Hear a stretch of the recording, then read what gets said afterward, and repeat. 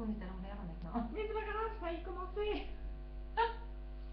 Bonjour. Bonjour. Bon... Bonjour. Bon, je suis Colette Perrin, j'anime le blog Vegan Bio avec Nadège. Voilà, comme vous voyez, on n'est pas très experte en vidéo. On est complètement ignare en vidéo. C'est pour ça qu'on n'en a pas fait avant d'ailleurs. Ou très peu. Donc bon, on va essayer de faire quelque chose. Et pourtant, on a décidé de vous parler du cru parce que voilà, c'est devenu un peu une mode en France et on s'aperçoit que tout et n'importe quoi circule sur le web. Manger cru ou manger vivant, ça n'est pas la même chose. Alors, manger cru, vous avez peut-être vu notre blog Vegan Bio. Bon, Nadège indiquera l'adresse en bas de l'écran. Où depuis 6 ans, on écrit beaucoup d'articles sur la santé, l'environnement, tout ce qui est en rapport avec la santé en fait. Et voilà, on est arrivé à la conclusion que l'alimentation vivante était, en tout cas à notre avis, la meilleure. Alors, pourquoi manger cru? Quelle est la différence entre manger cru et manger vivant d'abord? Alors peut-être que la première distinction serait de dire que le manger vivant exclut obligatoirement les produits animaux. Vous voyez mal piquer une fourchette dans un poulet vivant ou mordre dans un petit lapin mignon ou aller mordre dans la cuisse de la vache dans le pré. Bon, voilà. Donc voilà, donc ça sera cru. Ce sera cru, mais ce sera... Si vous mangez de la viande, automatiquement ce ne sera pas vivant. Non, la viande que vous mangez, elle est forcément morte et donc c'est du cadavre. Ça n'est plus un manger vivant, ce qu'on appelle le manger vivant. Voilà. Donc la différence entre cru et vivant. Et cru d'autre part, si vous avez des légumes au frigo depuis 15 jours, c'est évident qu'ils seront peut-être crus, mais ils seront plus très vivants, quoi. Et il y a beaucoup de cru qui n'est pas du tout, qui ne vous apporte pas de vie. C'est ça l'idée de l'alimentation vivante, c'est d'être porteuse de vie. Et quelqu'un l'a très bien expliqué, d'ailleurs moi je me souviens jamais de ces classifications, donc je vais vous les donner parce qu'elles sont quand même pleines de bon sens. C'était Edmond Bordeaux-Séquely qui avait classifié les aliments en 4 catégories. Les aliments biogéniques, donc qui génèrent la vie, et là-dedans vous avez les graines germées, comme les céréales, les noix, les légumineuses, les pousses vertes. Il y a aussi les algues bleu-vert, l'algue du clamate, ce qu'on appelle les légumes de mer, les algues, voilà, parce qu'elles sont très très très riches en chlorophylle, c'est ce qui est les plus riches, les aliments les plus riches en chlorophylle. Et là, les algues bleu-vert comme l'algue clamate ont cette qualité de stimuler la production de cellules souches, ce qui est absolument essentiel pour la régénération des cellules, des tissus du corps. Ce sont les cellules souches qui sont à l'origine de la régénération et de la réparation. Ensuite, après les biogéniques, il y a les aliments bioactifs. Ceux-là soutiennent la vie. Alors ce sont tous les aliments biologiques, les légumes et les fruits crus. Ensuite, les aliments biostatiques, ceux-là sont neutres. Bon, ils vous font ni de bien ni de mal, ce sont les aliments cuits et les aliments en conserve. Alors, en théorie, ils ne vous font ni mal ni bien, mais on pourrait quand même dire qu'ils vous font plus de mal que de bien, parce que dans la mesure où vous les consommez et qu'ils ne vous apportent aucun intérêt nutritif, votre système digestif va se fatiguer quand même à les digérer. Et donc vous aurez une fatigue digestive qui va forcément épuiser un peu votre corps au fil des semaines et des années. Donc ils sont neutres en théorie, mais pas si neutres que ça. Ensuite, il y a les biocidiques, et ceux-là détruisent la vie. Alors ce sont tous les aliments et les boissons transformés ou irradiés. Alors irradiés soit comme méthode de conservation, comme le sont certains oignons, les pommes de terre, les aliments qui auront été irradiés suite à des catastrophes nucléaires, comme voilà, les retombées de Tchernobyl ou de Fukushima. Et puis tout ce qui est transformé, alors ayez la curiosité de lire les étiquettes sur les jolies tartes et les jolis gâteaux que vous achetez au supermarché, vous verrez la liste des ingrédients, très appétissant. Pour avoir plus d'informations, vous pourriez d'ailleurs en avoir par rapport à ces additifs et ces produits qui détruisent la vie, dans un petit livre, je ne me souviens plus du titre, de Corinne Gouget, comment ça s'appelle, Les additifs alimentaires. Les additifs alimentaires, voilà. Qui est très bien, vous aurez tout, il est très facile à transporter, mettre dans la poche et vous aurez tout. Oui, pour faire vos courses en regardant la signification. En tout cas au début, après vous connaîtrez, mais au début c'est pas mal. Voilà. Donc ça, c'était la classification faite par Bordeaux-Séquely, qui est toujours valable, hein. Mais d'abord, manger cru. Pourquoi manger cru? Avant de parler du vivant, manger cru, c'est une première étape.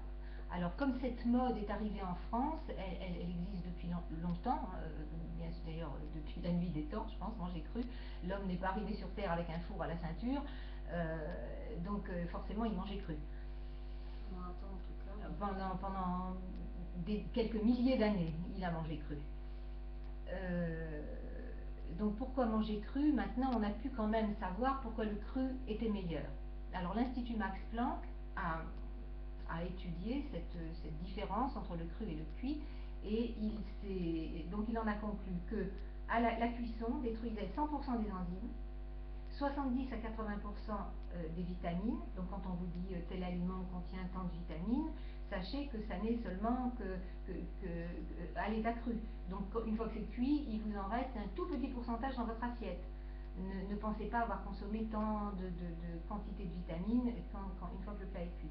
Et puis 50% des protéines sont transformées chimiquement par le processus de cuisson et donc deviennent inassimilables. C'est une chaîne d'acides aminés. La transformation chimique les rend simplement non reconnaissables par le corps, donc non assimilables. Et ça ne vous apporte aucun intérêt, et plutôt des inconvénients. La cuisson donc détruit la structure de l'ADN et de l'ARN, et la plus grande partie de la valeur alimentaire des graisses, les graisses ont un intérêt quand même, puisqu'on a besoin de gras pour vivre, hein, d'un peu de graisse pour vivre. Or, quand cette valeur alimentaire est transformée, cette cuisson crée des structures carcinogènes et mutagènes, c'est-à-dire qui peuvent créer le cancer, carcinogène, et mutagènes créent des mutations et produire des radicaux libres. Alors, c'est quoi un radical libre? C'est une molécule à qui il manque un électron. Alors, quand une molécule a perdu un électron, comme elle veut absolument maintenir son équilibre, elle va chercher par tous les moyens à retrouver un autre électron. Et pour le retrouver, elle va aller le voler là où elle peut, dans les molécules de graisse, dans les protéines ou même dans l'ADN. Et l'ADN qui est altéré peut muter donc et reproduire, mais de façon désordonnée, se reproduire plutôt de façon désordonnée, et c'est ce qu'on appelle un cancer. Pour le combattre, on a besoin d'enzymes, entre autres. C'est un début, on verra plus tard, on a besoin d'autre chose, mais on a besoin d'enzymes, et ces enzymes sont détruites par la cuisson. C'est sans doute pourquoi tous ces centres de santé qui existent depuis plus de 50 ans aux États-Unis, mais pas forcément aux États-Unis, on a tendance à penser que l'alimentation crue vient des États-Unis ou de l'Angleterre, mais pas du tout, elle vient d'Europe du Nord.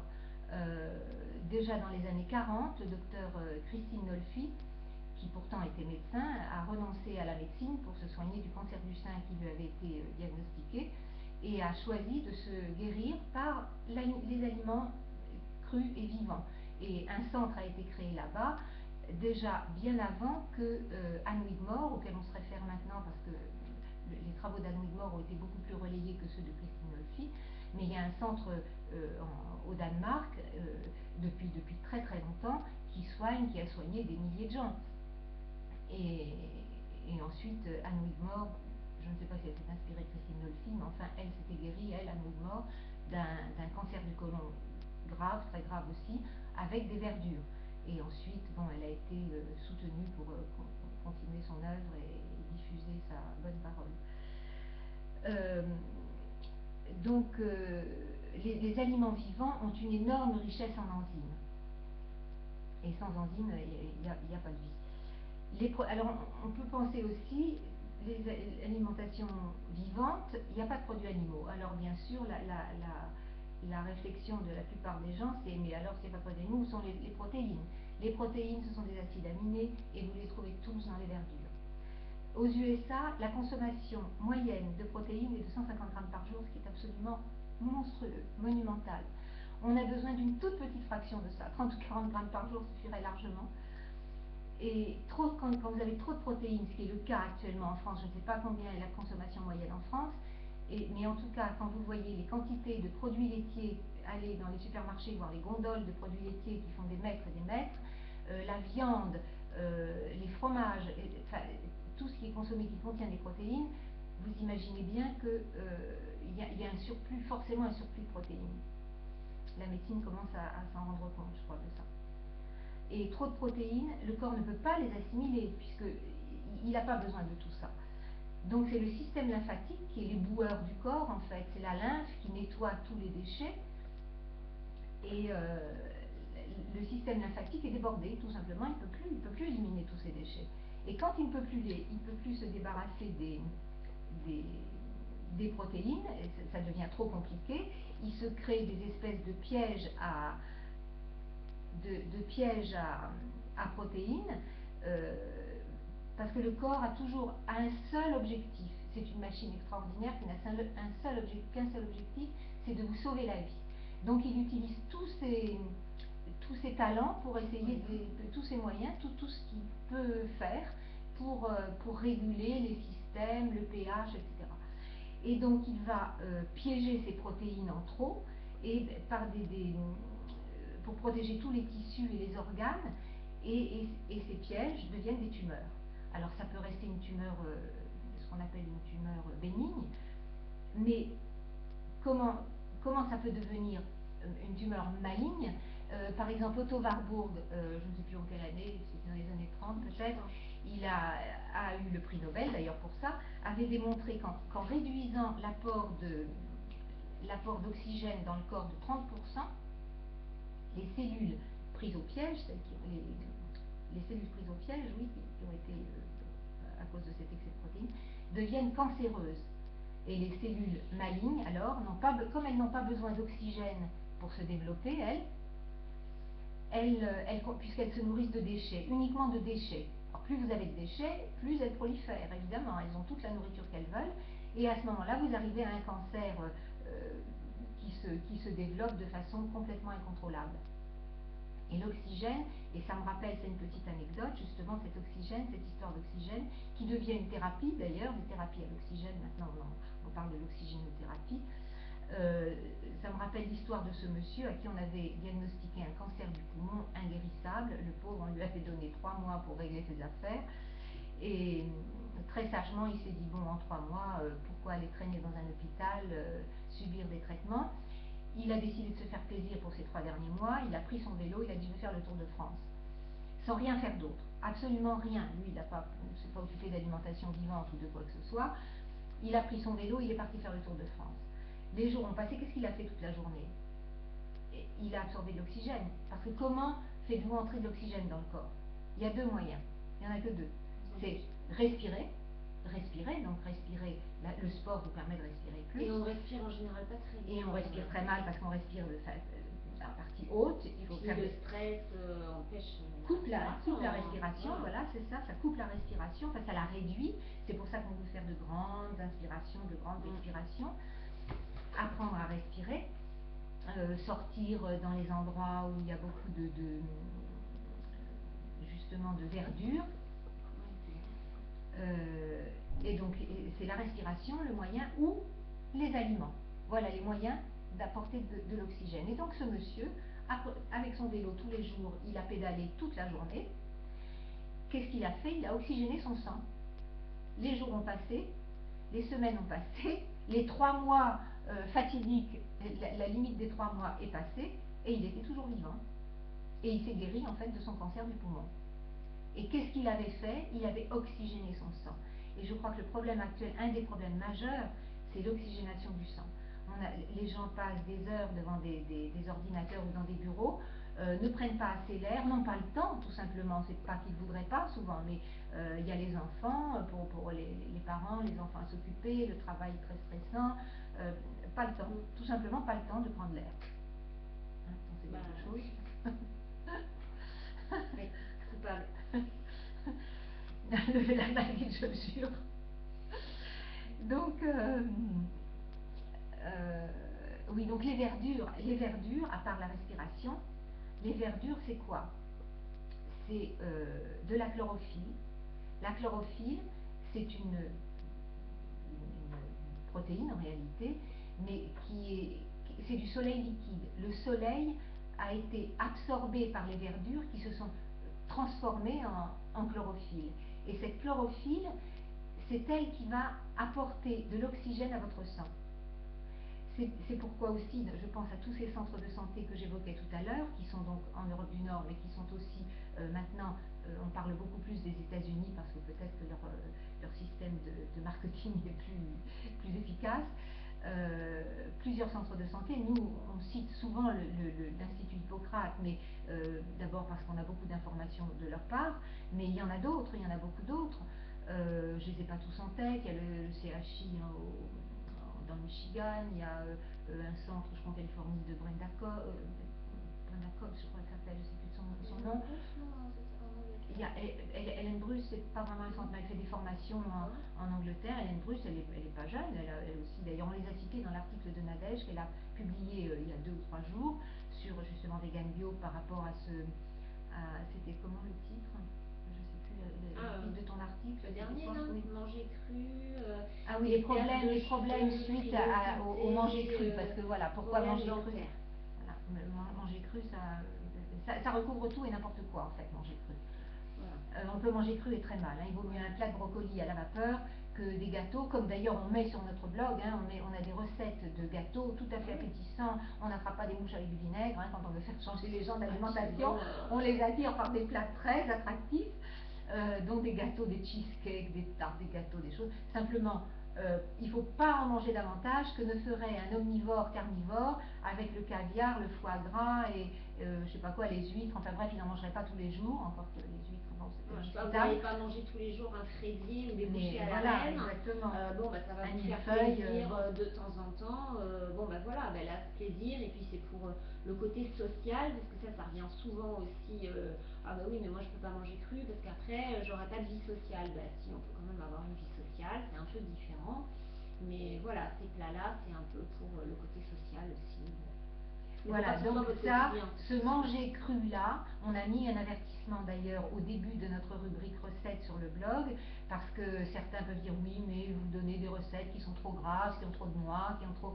Il y en a qui n'en ont pas, mais à chacun son étape, à chacun son stade d'avancée vers une meilleure alimentation. Bon, se faire plaisir aussi de temps en temps, garder des relations sociales. Certains ont des problèmes avec ça, moi je n'en ai jamais eu. Je crois que si vous êtes à l'aise avec votre mode alimentaire, tout le monde sera à l'aise. C'est vous qui êtes important. La vie des autres, c'est leur problème, c'est pas le vôtre. Vous pouvez toujours vous trouver des excuses pour ne pas changer d'alimentation. Mais si vous avez un grave problème de santé, bon, écoutez, c'est à vous de choisir. Hein. J'ai toujours choisi. Il y a 2 modes de suicide, le revolver ou l'assiette. Il y en a un qui est plus rapide que l'autre.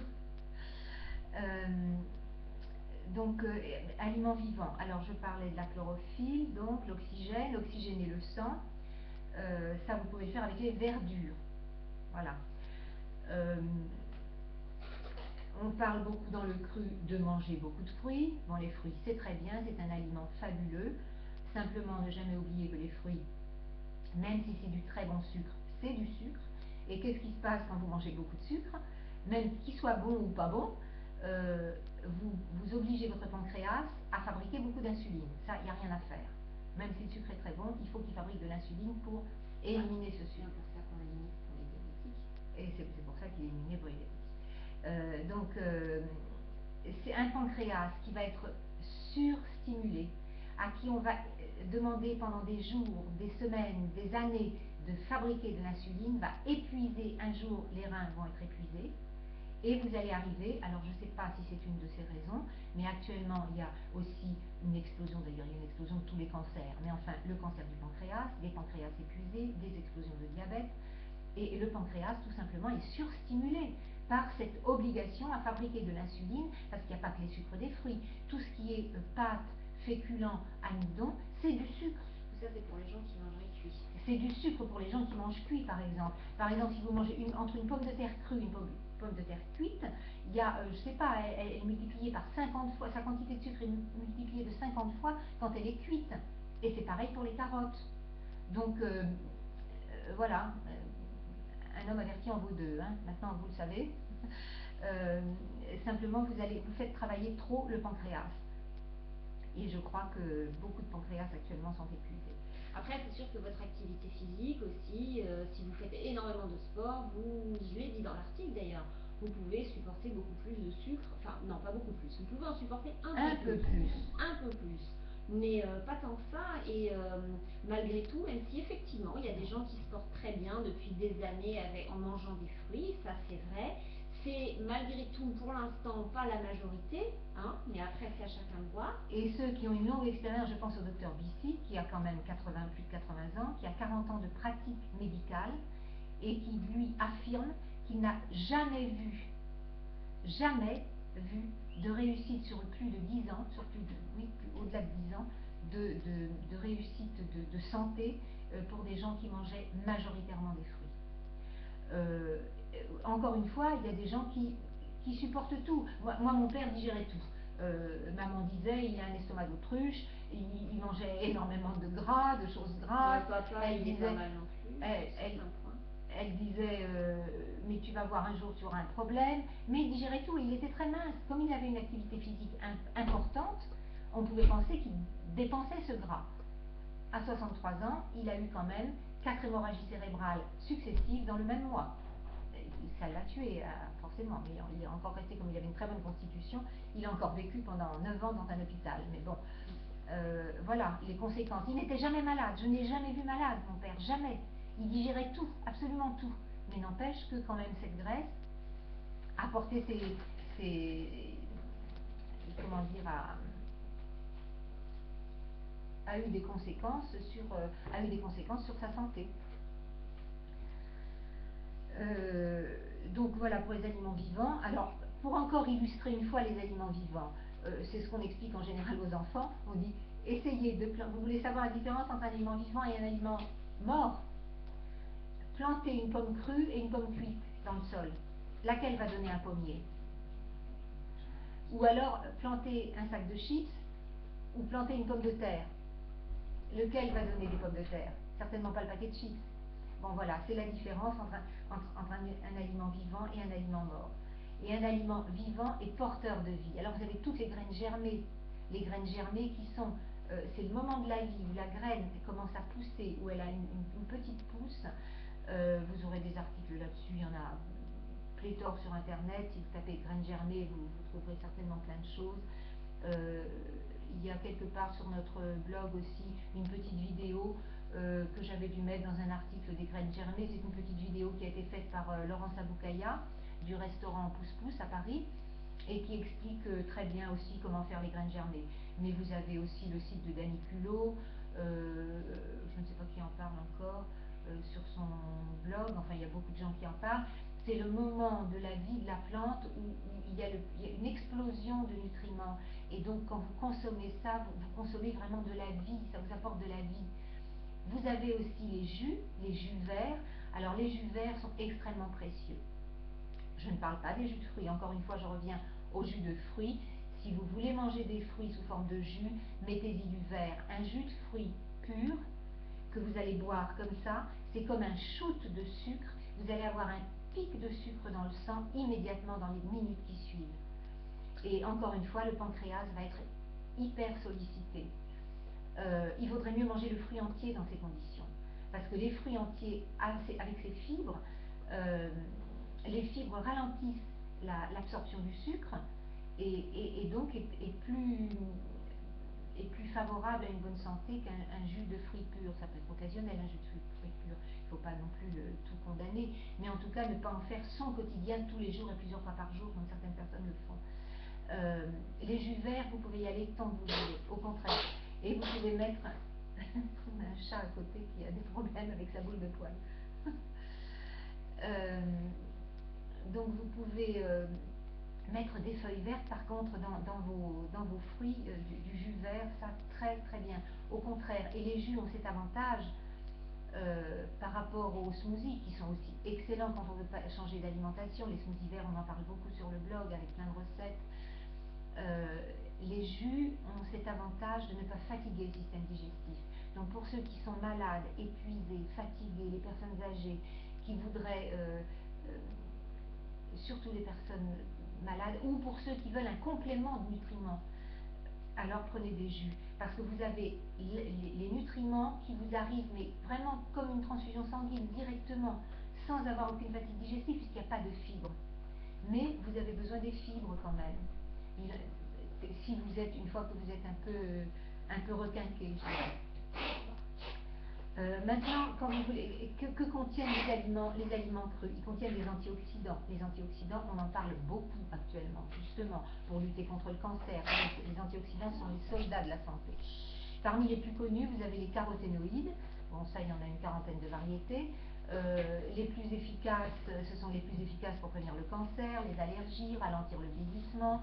Vous en trouvez dans les carottes, dans les choux de Bruxelles, dans les abricots, dans les patates douces, dans les épinards, dans le céleri, dans les courges, dans les piments forts, dans les tomates, dans les oranges, dans le chou frisé, le kale dont on parle beaucoup. Il y a même un site qui lui est dédié, je ne sais plus comment ça s'appelle, Kale Project. Parmi les plus puissants des antioxydants, vous avez les flavonoïdes aussi. Alors on dit qu'ils ont 20 fois la force de la vitamine C, 50 fois plus actifs que la vitamine E. Ils protègent les cheveux, la peau, les muscles, ils renforcent l'immunité face aux maladies coronariennes, en particulier au cancer. Vous en trouvez dans les oignons, dans les poivrons, dans certaines herbes, dans la menthe poivrée, la menthe verte, le basilic. Vous avez un antioxydant aussi dans la vitamine C qui s'appelle l'acide ascorbique. Donc vous en trouvez dans le persil, dans les germinations, donc tous les germes là dont je parlais, les agrumes, le kiwi, le piment fort, le chou, les choux. Beaucoup d'études ont été faites sur le chou et en particulier sur le brocoli.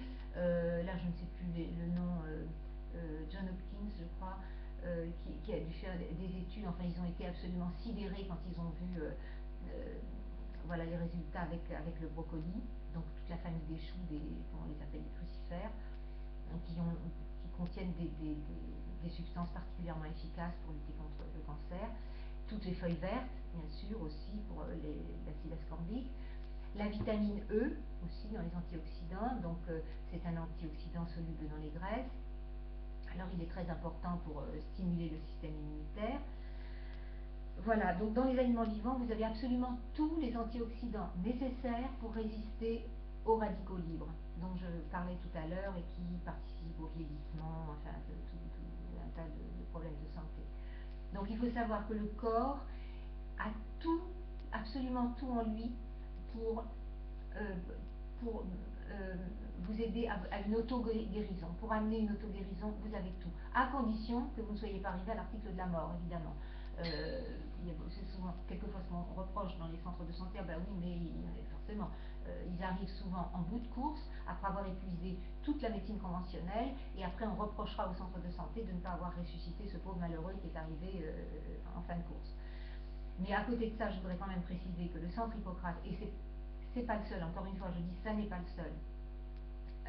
On parle beaucoup aussi du régime 90-10 de 12 grammes, qui aussi est très bien. Tout ça sont des régimes qui vont de toute façon vers un mieux.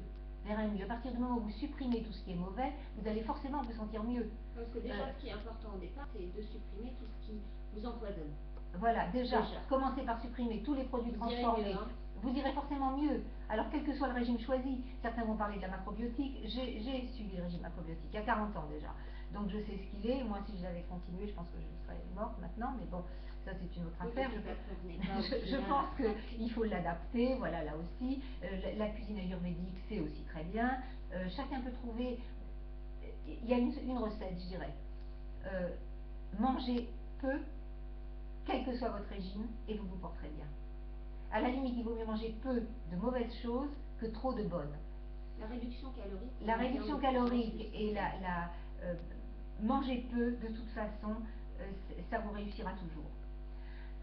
Maintenant, si vous pouvez en plus manger bien, voilà, je pense, on dit que de plus en plus que l'homme est fait pour vivre jusqu'à 140 ans. Ce sera certainement pas pour notre génération parce qu'on a trop de pollution actuellement. Alors ça aussi, il faut en tenir compte de la pollution.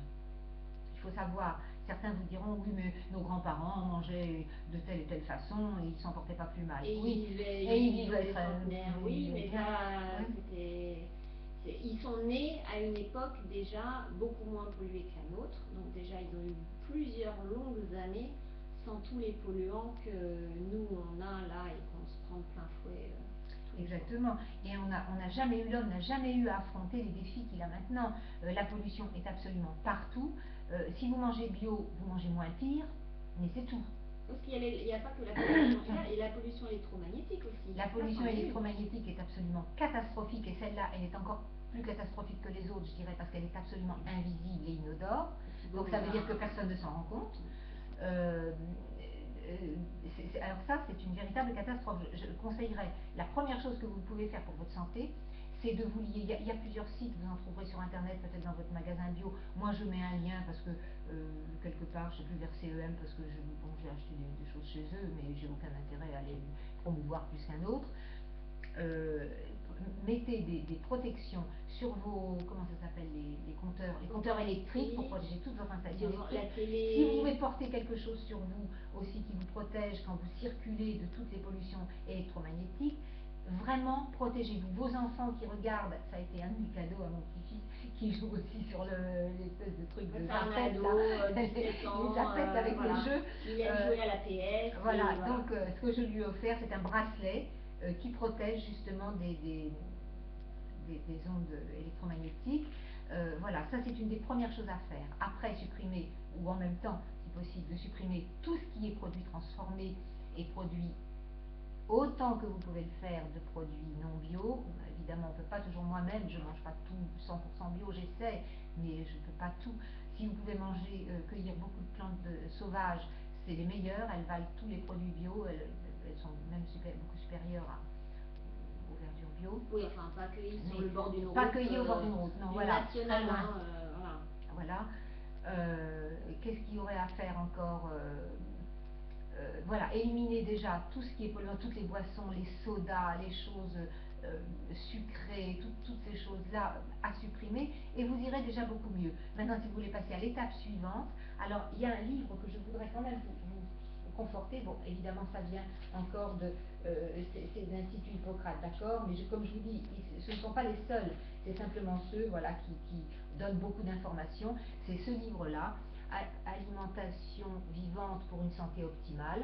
Oui, vous pouvez le taper sur internet, sur Google. Vous aurez plein d'informations précieuses pour améliorer votre santé, pour agir en conséquence si vous avez des problèmes c'est un bon livre de base à résoudre. C'est un très bon livre de base. Il n'est pas récent, il a 20 ans, donc vous voyez ce qui est dit à l'intérieur, tenez-en compte. Quand Brian dit ça fait 20 ans que je mange, maintenant ça fait 40 ans que je mange comme ça. Alors je vous parlais de cet institut parce que je voulais quand même dire que cet institut, en 40 ans, a pu répertorier, à la demande d'un médecin qui leur a demandé quand même, mais combien avez-vous eu de guérison? Donc ils ont repris tout leur dossier et ils ont comptabilisé 38 000 cas de pathologie en stade 3 et 4, ce qui est quand même pas rien. 38 000 cas qui ont été guéris. Et on ne tient pas compte de tous les autres qui ne sont pas au stade 3 et 4, qui sont beaucoup plus pas forcément mortelles, je veux dire, par exemple comme des maladies et dont les gens souffrent beaucoup, que ce soit l'arthrite, l'arthrose, on ne considère pas comme une maladie mortelle, mais qui handicape une vie, les migraines. Alors moi je peux parler de mon expérience personnelle, je l'ai évoqué tout à l'heure, qu'est-ce qu'il y a encore, les diabètes, mais ça chez le docteur Cousins en Arizona, il y a des guérisons de diabète pareil, il y a des soins pour le diabète, on peut se guérir du diabète en un mois. Si vous n'avez pas, si c'est un diabète de type 2, en tout cas ça c'est sûr. Si c'est de type 1, ça dépend du degré d'atteinte de votre pancréas. Encore une fois, on revient au pancréas. Ça dépend à quel degré. Mais si vous êtes s'il en reste encore 90% d'actifs, vous pouvez très bien vous en sortir. S'il reste 10%, vous baisserez votre taux d'insuline, quoi, c'est tout. Mais ce sera déjà pas mal. Si vous diminuez votre quantité d'insuline, sachant les inconvénients catastrophiques, les dégâts d'insuline, c'est déjà très bien si vous pouvez diminuer votre dose. Alors, donc je parlais des migraines. Moi, j'ai souffert pendant 30 ans de migraines. Alors, j'ai eu 2 cancers. Voilà, on va parler des expériences personnelles. J'ai eu 2 cancers, un en 90 par là, c'était un cancer de l'anus qui a été traité uniquement par radiothérapie. Il n'y avait pas besoin apparemment ni d'opération ni de chimio, donc radiothérapie, et ma foi, bon, tout s'est bien passé. Ça paraît un peu bizarre, je ne vais pas rentrer dans le détail là, mais c'était 6 mois de grâce, une période bénie de ma vie. Ça paraît bizarre pour un cancer, mais c'était comme ça. Ça a été un coup d'accélérateur pour ma vie intérieure, je dirais. Ensuite, 10 ans plus tard, j'ai eu un cancer du sein. Et alors là, ça a été très, très ferme. Les médecins que j'ai vus voulaient absolument m'enlever le sein et que j'ai de la radiothérapie. Alors, il fallait opérer, ça c'était impératif, mais ils voulaient enlever le sein. Or, moi j'ai refusé. Bon, évidemment, je comprends très bien les gens qui sont touchés par ça, parce qu'il y a vraiment un moment de flottement quand même. On se demande vers où chercher. Heureusement, j'avais plusieurs amis médecins, à orientation anthroposophe. Bref, j'avoue que j'ai eu une période un peu difficile. Alors, je ne savais pas tout ce que je sais maintenant, pourtant ça fait 45 ans que je m'intéresse à l'alimentation par rapport à la santé. 45 ans vraiment de recherche et d'intérêt vraiment pour la santé. Je ne mangeais pas cru. Je ne mangeais pas cru. Alors, quand j'ai eu le premier cancer, j'étais pas végétarienne. Je l'avais été à 20 ans, j'étais macrobiote même, puisque je suivais le régime macrobiotique. Mon mariage m'a détournée de mes bonnes intentions. Je suis retournée à l'alimentation carnivore, mais quand même toujours très diététique, selon les principes diététiques qui sont toujours enseignés et qui me font frémir. La diététique classique, officielle, ça, j'appliquais ça très bien, protéines, vitamines, lipides, etc. Les calories, j'appliquais ça très, très bien à la lettre. Bio autant que possible. Bon, pendant toute une période, j'étais au Maroc, donc le bio, il fallait le chercher. Mais voilà, je mangeais quand même beaucoup de légumes. Bon. Et malgré tout, donc j'ai eu ce cancer du sein ensuite. Et là, j'étais végétarienne, donc quand j'ai eu le cancer du sein. Végétarienne, mais conventionnelle. Voilà, je mangeais, comme tous les végétariens, des produits laitiers, des œufs, du fromage. Pas de soja. Jamais de soja. Par contre, je n'ai jamais beaucoup mangé de soja. Jamais. Et je suis toujours pas très... Bon, je ne vais pas le condamner, hein, je pense qu'un peu de temps en temps, je suis moi très pour la voie du milieu, comme dirait le Bouddha. Hein, voilà. Un peu de... Mais le moins possible. On le garde sous forme de tamari, ou à moins que vous ayez du soja fermenté, comme le tempeh, là, c'est le soja qui est fermenté. Sinon, c'est un produit qui est archi cuit. Vraiment, je sais pas ce qui reste de bon dedans, quoi. Ou les graines germées, qu'on appelle les graines de soja, c'est différent aussi. Ça aussi, vous pouvez les consommer.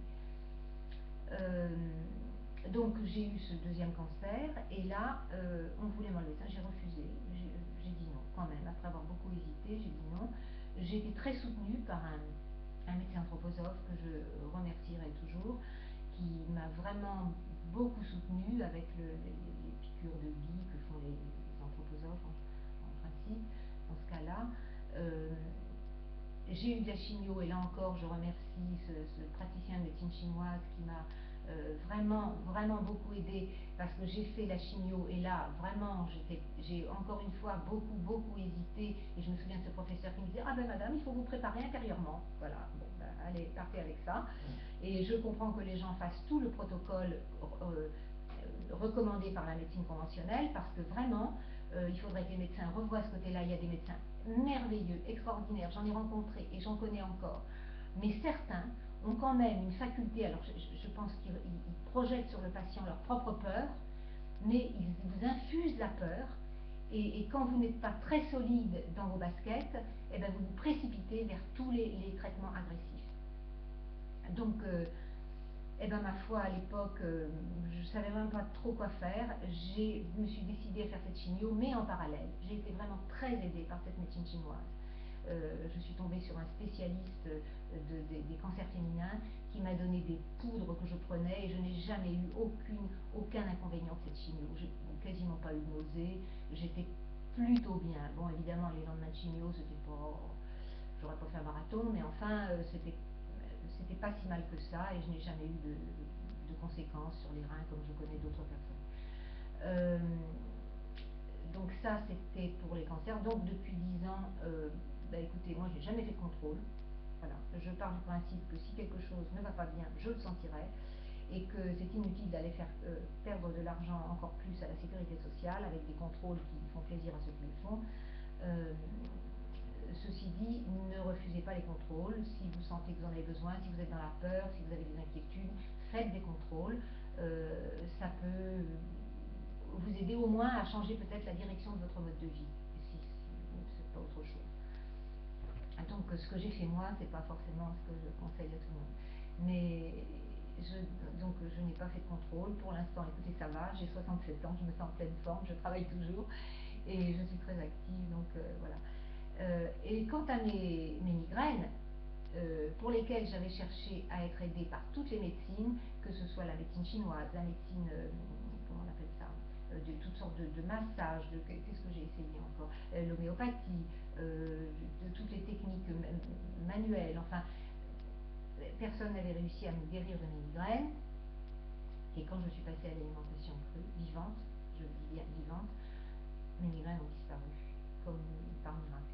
Mais encore une fois, si dans l'alimentation crue, si je mange trop de graisse, évidemment j'adore les graisses. Les oléagineux, les noix, évidemment j'en mangerais bien la poignée. Mais ça pour moi, ça ne fait pas partie de l'alimentation saine. On en a besoin, c'est indiscutable. Mais je vois quelqu'un comme Victoria Butenko, elle a complètement supprimé les oléagineux. Elle garde une cuillerée de graines, pas de noix, graines de tournesol, graines de lin, etc. Mais même pas tous les jours. Parce qu'elle s'est rendue compte que ça ne lui réussissait pas du tout. Elle n'avait pas un métabolisme. Elle n'avait pas. Moi j'ai un problème. Alors le docteur Gerson disait, là encore, on pense ce qu'on veut de la thérapie Gerson. En tout cas, ils ont guéri aussi des milliers de gens. Le docteur Gerson s'était rendu compte que tous les cancéreux avaient un problème de métabolisme des graisses. Et ça, pour moi, je dois dire que je ne peux pas le nier parce que c'est indiscutable.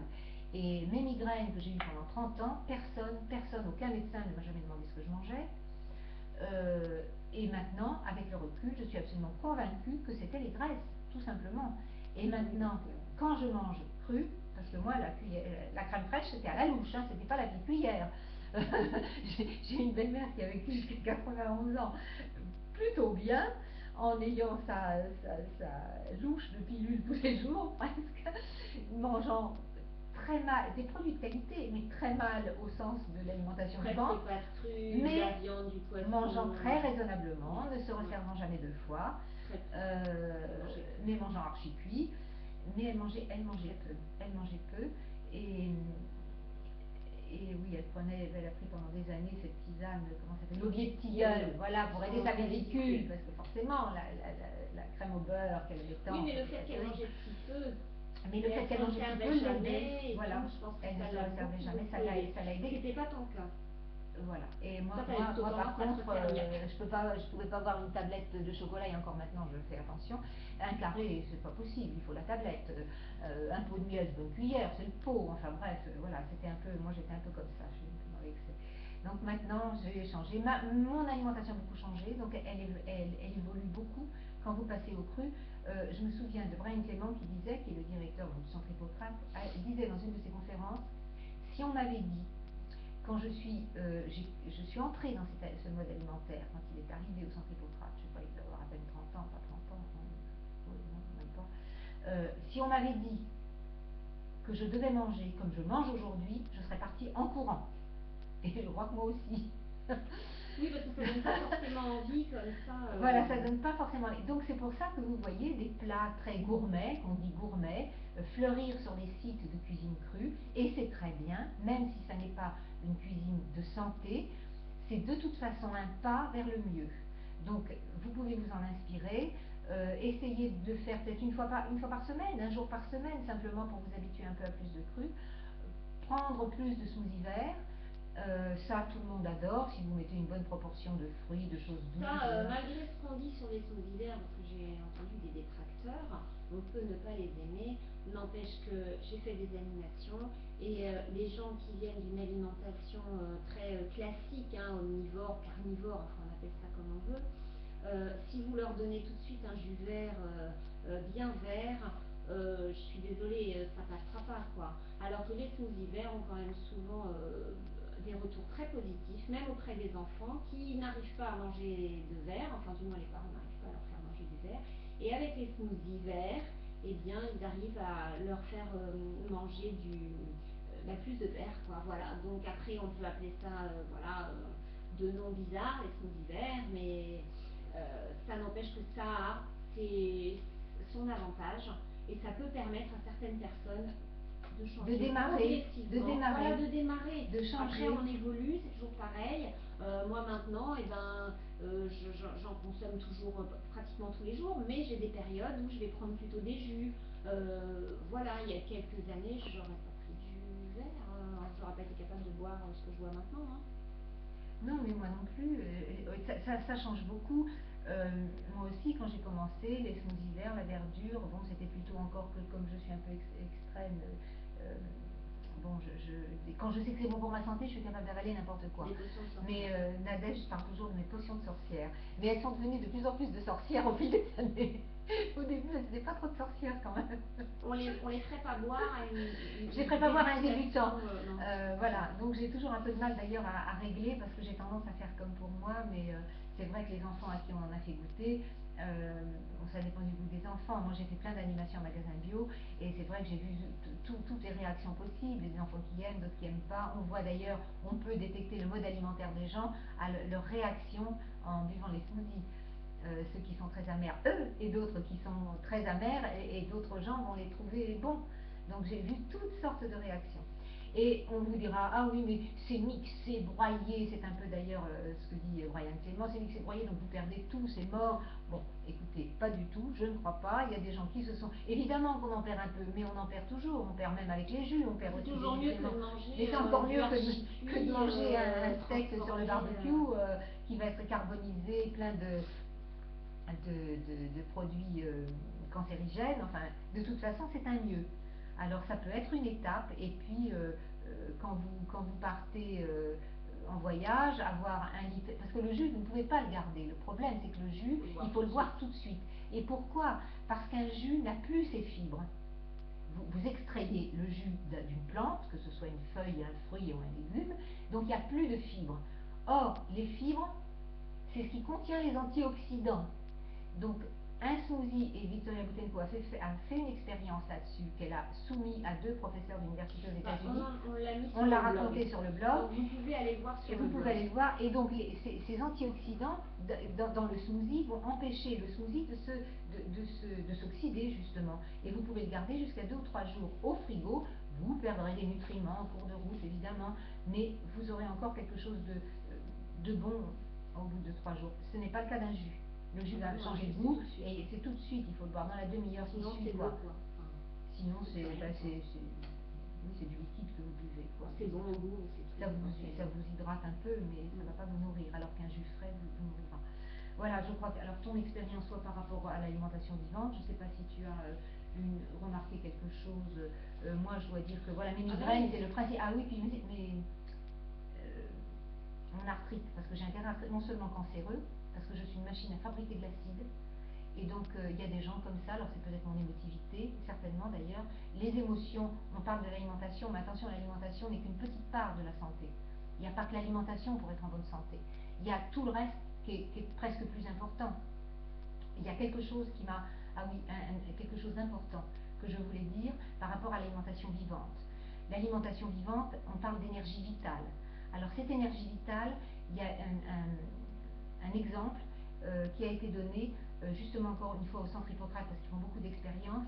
C'est un patient à qui on a détecté grâce maintenant à ces appareils qu'on détecte avec comment on appelle ça, la bioélectricité, l'électromagnétisme. On a détecté plein de déficiences dans son corps, déficiences nutritionnelles, vitamines, minéraux, etc. Et on l'a traité grâce à l'électromagnétisme. C'est-à-dire qu'on ne lui a rien donné, on ne lui a pas donné de compléments, de suppléments, de nourriture, de médicaments, etc. Rien. On lui a juste fait un traitement électromagnétique. Or, après ce traitement électromagnétique, 60% de ces déficiences ont été comblées, ont été guéries.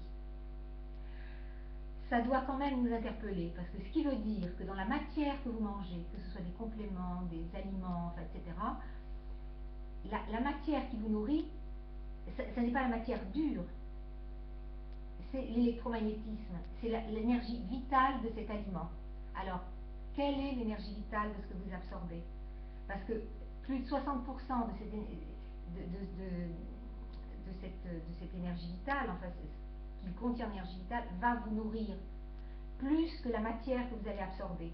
Et ça doit, comment dire, être un facteur déterminant dans le choix d'une alimentation vivante. C'est cette énergie vitale. Et vous pouvez manger cru sans absolument aucune énergie vitale.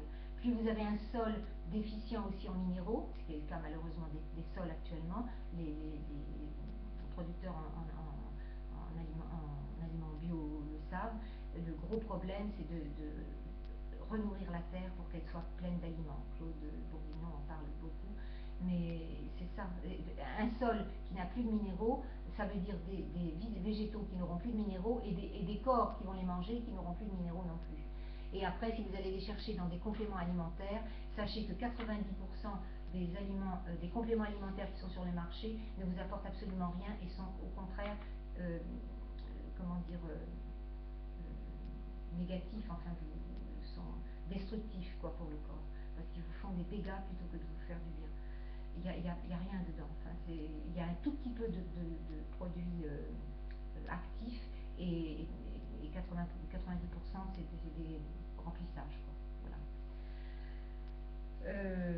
Voilà, je crois que j'ai à peu près dit tout ce que j'avais à dire sur le cru et le vivant, faire bien la distinction entre les deux. Et après, à chacun de faire son choix dans son alimentation, de voir ce qui vous convient. Pensez aux 3 types de la médecine ayurvédique qui est fabuleuse aussi, ce qui veut dire que vous pouvez, selon votre type, manger plus de gras ou moins de gras, ou plus de fruits ou moins de fruits. Par exemple, les types Vata en particulier ont plus de mal avec l'alimentation vivante parce qu'ils sont déjà un peu évaporés, donc ils ont encore tendance à s'évaporer davantage. Les Kapha, c'est ce qui réussit le mieux, mais on n'a jamais un type très pur, on est toujours un mélange de plusieurs, avec un dominant. Donc voilà, il faudrait faire un savant mélange maintenant qu'on arrive à des connaissances quand même un peu pointues. Il y a quand même des chercheurs dans ce domaine. À part l'Institut Hippocrate dont je parle, il y a le docteur Cousin qui est probablement, moi je le considère comme un des spécialistes, le premier spécialiste mondial probablement de l'alimentation vivante parce qu'il fait des recherches depuis 40 ans. Il a eu des dizaines de milliers de patients et en 40 ans, il a eu un seul cas en 40 ans d'une femme à qui il devait continuer à lui prescrire, lui conseiller de prendre une petite portion de poisson par semaine, une petite portion, parce que cette femme était originaire du cercle arctique, donc il est possible que chez ces Esquimaux, des mutations se soient produites au fil des générations, puisqu'ils avaient l'habitude de ne se nourrir que de poissons. Et il est possible que pour trouver son équilibre, mais une seule petite portion une fois par semaine, et elle était en parfaite santé. Ce qui veut dire que nous, qui ne sommes pas originaires du cercle arctique, c'est quand même un cas extrême. Tout le monde doit pouvoir s'épanouir avec l'alimentation vivante. Et quel que soit le type sanguin aussi, on en a parlé sur le blog, les types sanguins c'est très bien, mais quel que soit le type sanguin, par l'alimentation vivante, tout le monde peut s'en sortir, encore une fois, en ajustant avec votre propre métabolisme, qui n'est pas le même entre vous et votre voisin. On n'a pas le même héritage, on n'a pas le même mode de vie, le même stress, etc. Donc il faut voir ce que vous pouvez digérer ou pas, et ce qui veut dire qu'il faut être conscient, parce qu'il faut observer votre corps, prendre conscience de votre corps. Donc toutes les techniques qui vous permettent d'avoir plus de conscience peuvent vous aider pour votre santé, que ce soit le yoga, qu'est-ce qu'il y a, la méditation, tout ce que vous pouvez trouver comme technique, elles sont toutes utiles de toute façon, elles pourront vous aider. Voilà, je crois que c'est tout. Si tu as quelque chose à dire sur ta propre expérience. Je pourrais dire plein de choses, mais bon, après c'est un peu long là. Voilà, oui, on s'est aperçu, on s'est décidé à faire cette vidéo parce qu'en fait on s'est aperçu que la plupart des gens préféraient regarder 1 heure de vidéo que de lire un article qui prend 5 minutes. Donc voilà, on a fait cette vidéo en pensant que ce sera peut-être utile à certaines personnes qui préfèrent les images plutôt que les lettres. Puis bon, comme ça vous voyez notre ondine. Et en plus vous voyez notre ondine. Voilà, vous voyez à quoi on ressemble. Voilà, donc oui, l'alimentation vivante, il y a plein de choses à dire. Hein. Après, elle ne mange pas la même chose que moi. Il y a le sucre, ne serait-ce que les fruits, hein, je suis désolée, mais les fruits, toi, teste, tu le vois. Alors moi, je peux assurer et confirmer et jurer sur la Bible ou sur le Coran, c'est ce que vous voudrez, que dès que je prends des fruits et que j'adore, je suis acide dans l'heure qui suit, parce que j'ai contrôlé avec des petites bandelettes, je suis acide. Je n'ai jamais été, en permanence alcaline que lorsque j'ai fait mon jeûne au jus vert de 92 jours. Là, j'étais toujours alcaline. Alors que moi, je peux manger plus de fruits. J'en mange pas des quantités énormes parce que de toute façon, je vois bien que j'aime les fruits, j'adore les fruits, mais je me vois pas manger des fruits, quoi. Plein de fruits. Alors après, plein, ça veut dire quoi, hein. Chacun, évidemment, c'est difficile de dire je mange peu, je mange beaucoup. Chacun a ses critères. Moi, en général, je mange des fruits le matin dans mes smoothies verts. Ça peut m'arriver d'en manger l'après-midi en cas, mais en général, voilà, et très souvent j'en ai que le matin. Et c'est pas des 5-6 bananes, hein. Ça va être, je sais pas, si je mets une banane dans mon smoothie, ça va être une banane, Oui, moi j'en mangerais quelques deux, fruits, maximum deux dans la journée. voilà, Moi, je une sais pas si poignée un de jour j'en ai mangé fruits, trois. une poignée de fruits, et voilà. Mais par contre, ça ne m'acidifie pas. Ça, c'est clair que les fois où j'ai pu faire effectivement une petite orgie de, je sais pas, de cerises, parce que j'ai la chance d'avoir 1 kilo de cerises qu'on m'a donné, ou du melon, parce que c'est du premier melon bien mûr et tout, bah, je vais manger beaucoup. Bon, bah, ça m'acidifiera pas. Moi, par contre, ça m'acidifiera pas. Alors, il y a aussi des gens qui disent, oui, mais pourquoi des jus je pense à des gens qui font des critiques, une certaine personne, pourquoi des jus le bon Dieu ou la nature ou ce que vous voudrez nous a pas fait naître sur terre avec un juicer, avec un extracteur de jus. Non, ça c'est sûr, pas avec un juicer, mais il nous a pas fait naître non plus avec un four à la ceinture, hein, ni avec une brosse à dents. Donc voilà, il faut quand même garder un peu raison garder et savoir qu'à notre époque, on n'est pas à l'époque de nos ancêtres, qu'on a perdu certaines capacités masticatoires, enfin, on ne mastique plus autant, donc on a perdu, on n'a plus assez d'acide chlorhydrique, ce que vous apporte la verdure d'ailleurs, elle augmente votre capital d'acide chlorhydrique, la verdure, hein, pas autre chose. Et donc mastiquer, eh ben, on ne le fait pas assez. Qu'on a besoin de plus de nutriments parce qu'on a à faire face à une pollution, à des radiations que n'affrontaient pas nos grands-parents. Or, sachez que la chlorophylle est un des meilleurs produits pour lutter contre les radiations, ce qui serait d'ailleurs à conseiller aux femmes, ou aux hommes d'ailleurs, qui font des radiothérapies. Ça, moi j'avais refusé la radiothérapie quand j'ai fait mon deuxième cancer.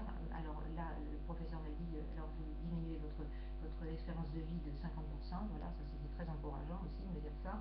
Mais enfin, bon, bref, je suis toujours là. Et donc sachez que la chlorophylle permet de lutter contre les radiations, ça c'est très important. Et qu'on est tous soumis actuellement à des radiations. On ne passe pas à travers les gouttes, hein. Où qu'on soit sur la planète, on n'y passe pas. Voilà. Bon, ben sur ce, on vous souhaite une bonne transition vers l'alimentation vivante et de plus en plus d'aliments vivants. Voilà.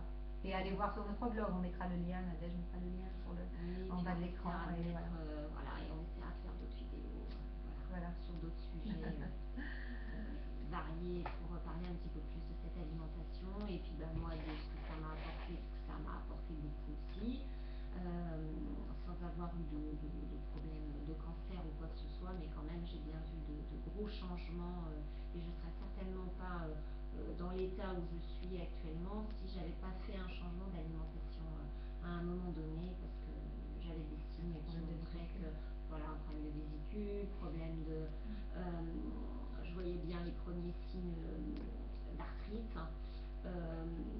Voilà, des petites choses, des jambes lourdes, l'été, la frilosité. Moi, je suis toujours un peu frileuse, mais bon, ça doit être ma changé quand même. Énorme, énorme. Ouais. Les jambes lourdes, l'été, c'est fini. Dieu sait que c'était très pénible et très douloureux. Moi, c'est un souvenir, c'est fini. Ma vésicule aussi, ça m'a énormément aidé.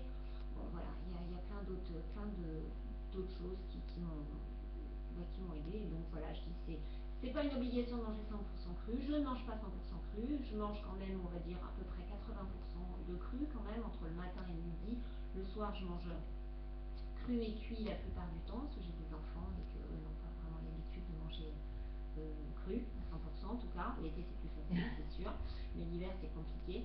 Donc voilà, mais j'en sens déjà les besoins et puis après, c'est à chacun de voir. Bon. Voilà. Et puis il y avait l'arthrite aussi, moi aussi, l'arthrite a disparu. Voilà. Ok, bon bah. Voilà, alors à la prochaine fois. À bientôt.